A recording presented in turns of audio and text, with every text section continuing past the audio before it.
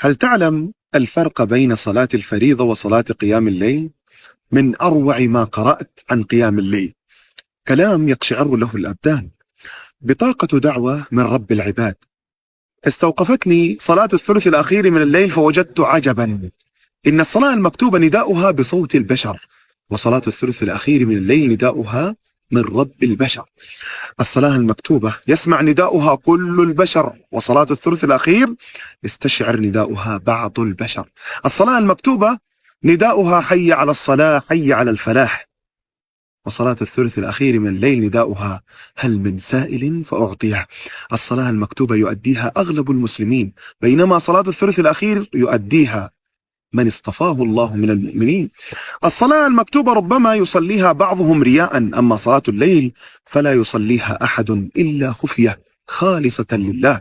الصلاة المكتوبة يمتزج في أدائها التفكير بمشاغل الدنيا ووساوس الشيطان، أما صلاة الثلث الأخير فهي انقطاع عن الدنيا وبناء للدار الآخرة.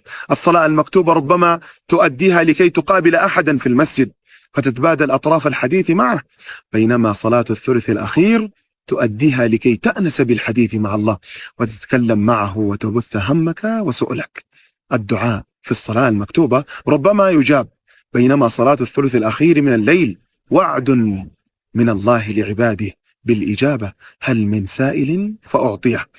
أخيرا، صلاة الثلث الأخير من الليل لا يوفق بالقيام بها إلا من أراد الله له أن يأنس بالحديث معه وسماع همومه وشكواه، لأنه من أقرب البشر له.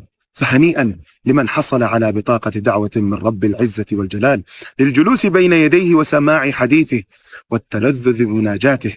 إذا أجلست في الظلام بين يدي الملك العلام استعمل أخلاق الأطفال، فالطفل إذا طلب شيئا ولم يعطه بكى حتى يأخذه، فكن أنت هذا الطفل واطلب حاجتك. السلام عليكم.